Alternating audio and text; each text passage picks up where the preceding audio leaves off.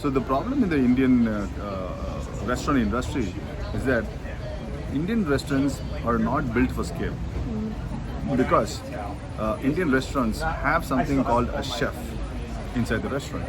If you look at other counterparts like the McDonald's of the world, Burger Kings, all the pizzas, sure, like Domino's, blah blah blah, all of these guys were able to scale because they were able to replace the chef. You do not need an expert inside your restaurant. You just need an average Joe, okay, or Sarah, who can come, who can make a burger, pizza, and whatnot. They can get trained in a day or 2, and they can replicate. Right. So if not you, somebody else can come in and they can, keep the restaurant growing. The problem with the chef is, right? Chefs are great, but then if they don't turn up that day, you can't run the restaurant. And if they leave for a couple of weeks, you got to find somebody else, and the second person might not come and cook as exactly like the first person. So that's why our counterparts, like the burger chains, the restaurants, the pizza chains, and the taco chains, they were able to scale because they cracked the code that you don't need to have a chef. Unfortunately, the Indian cuisine is truly difficult to make. Just to make a lentil soup rice, a sambar rice, you need 26 ingredients, and all of these ingredients has to be in certain order. You can't put the last one first and the first one in the last, and the quantity. There's so many steps into making a simple even sambar rice, right? A Joe or Sarah cannot come inside an Indian restaurant and make a sambar rice the first day, but they can make a burger or pizza the first day. Right. So where there's a big problem is where there's a big opportunity. So that's what I realized, being in the US. I came to US to do my masters in Georgia Tech right here in Atlanta, and I lived here for 8 years. And during that time, I noticed this gap per se in the Indian restaurant industry. I used to travel a lot across all cities, and everywhere I would go, I would not find the same Indian restaurant in all cities. But I would find a McDonald's, I would find a Chipotle, I would find a Taco Bell in every city, but I couldn't find the same Indian restaurant. That got me thinking, why?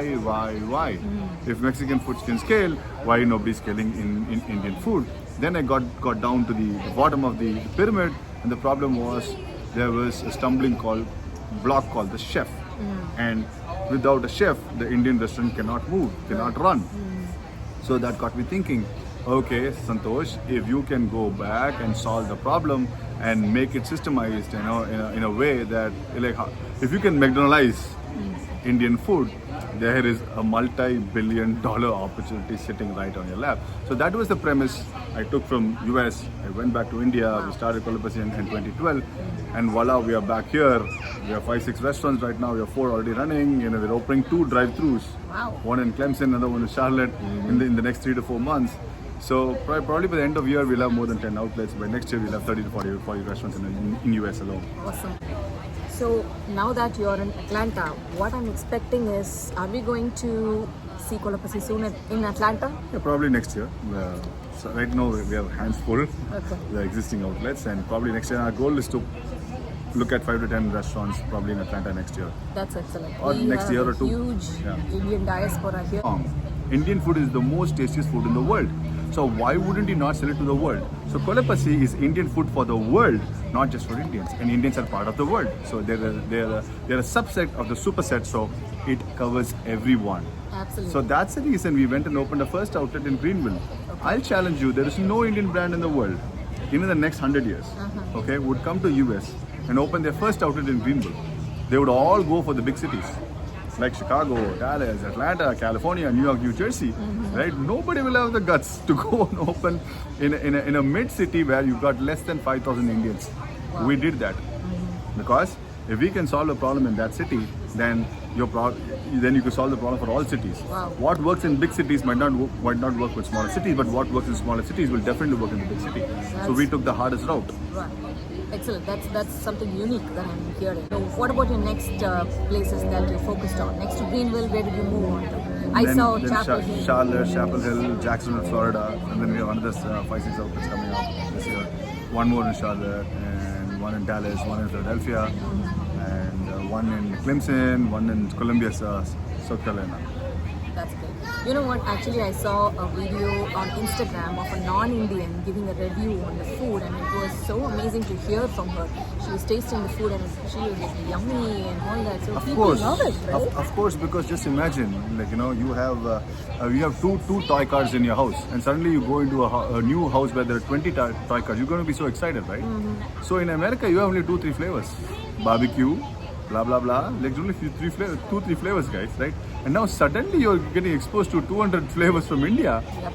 Obviously, people are going to love our flavors, right? The Western civilization is a 500-year-old civilization. America is 500-year civilization, and we are bloody 9,000-year-old civilization. Just imagine if 9,000 years people had to live, how much of R&D they would have done, how many spices they would have got, how much of research they would have done, how much of recipes they would have created. Yep. So India has the highest number of recipes, 240,000 recipes. Next is China, 250,000 recipes. Next is China with 40,000 recipes.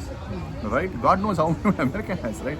We are way above the food chain. Yep. So when we bring the best here, obviously there is a big market. People would love Indian food.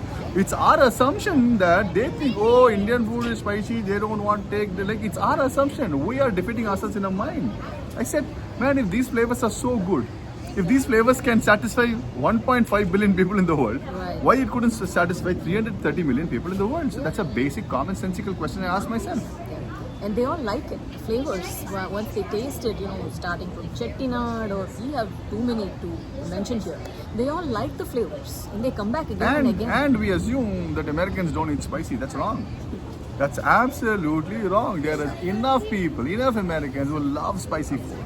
Probably 10-20% of them might not, eat spicy food. But then, okay, we have a lot of recipes in India which are not too spicy.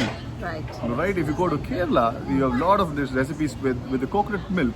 It's not too spicy. It's got a sweet, tangy taste to it. Like you have the ghee roast of the world in Karnataka. Right. So there are so many dishes across India which is not too spicy, which will suit the American palate too. Right. Absolutely. Tell us, what's your favorite in your own restaurant, for example? What's the first thing you go? It's like asking, if you have 4 kids, what's your favorite kid? Come on. Every kid has been curated, right? Every dish has been curated. I had the R&D department, so it's very difficult to say 1 or 2. So yeah, you got to come and try everything. Definitely. And the best part about Kolapasi is we are the only restaurant chain in the world, where we allow you to taste all the dishes before you buy. Wow. So we have a new model called STOC, Taste and Order. So you can come inside. This is a Chipotle style restaurant, exactly like Chipotle, but with humongous amount of varieties. You got 18 types of dry and wet curries, and you got 7 rices, where you can come and you can taste anything and everything. And if you like, you can go ahead and order. So we invented this new model called See, Taste, Order. Across the board, all of the restaurants across the world, you can come and see, taste, and only if you like, you get to order. Wow. Why did we do that? Because we are solving the number one problem for a customer, that's called decision-making dilemma. Oh no, you go to a new restaurant, you go to a new Indian restaurant. There is 200 items in the menu. You got no heads or tails, okay. You might forget about you. Think about an American who comes into an Indian restaurant, right? 250 items. They have no clue how it is going to be. It's the Greek and Latin for them. Like if you go into a Japanese restaurant, sushi, machi, kushi, what do you understand, man? Right? So what do they understand? What do they order? How do they order? The problem is here, they have to order first, and only then they get to taste. What if they don't like the taste? So the entire time, energy, and their experience, time, money, and their experience is gone for a toss. Yep. So what we said, let's flip the experience.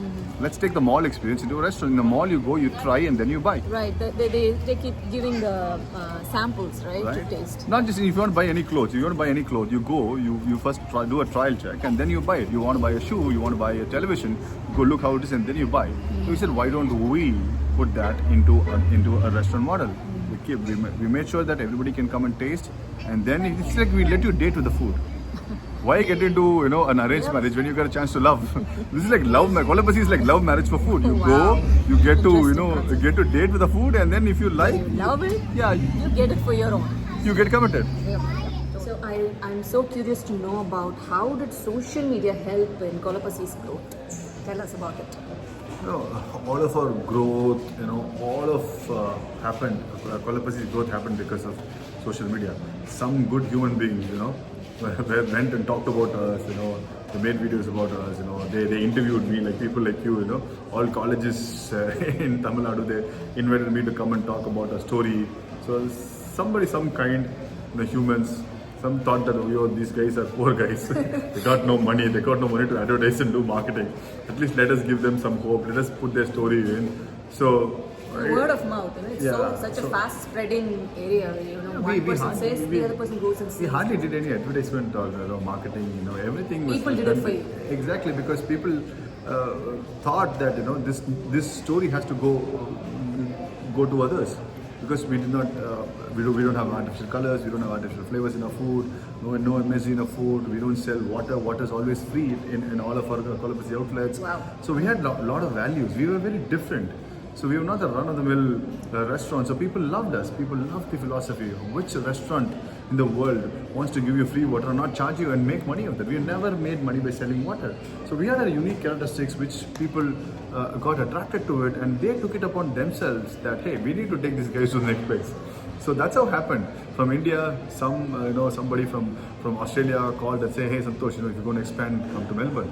Then Melbourne happened. And then somebody from US called, hey, if you want to come to US, we'll open here. So US happened. That's what. So there's so many kind people. So the brand was devised by us, but it's built by the customers. We did not build the brand. Absolutely. Customers built the brand. We just operated the brand. That's exactly the reason why I called you as well, because I was so inspired by the growth of Kolapasi and Santhosh. Now, I've been observing his growth on social media, and I really thought this story should reach, an extended audience, the circle where I am in, the place where I am in, because we also have a huge number of Indian restaurants here in Atlanta, and I really want to see Kolapasi here soon. And that's the main reason I wanted to get this story from you. And I'm so glad that you visited Atlanta now, and this happened finally. I've been looking forward to this for a long time. So thank you so much for talking to me. And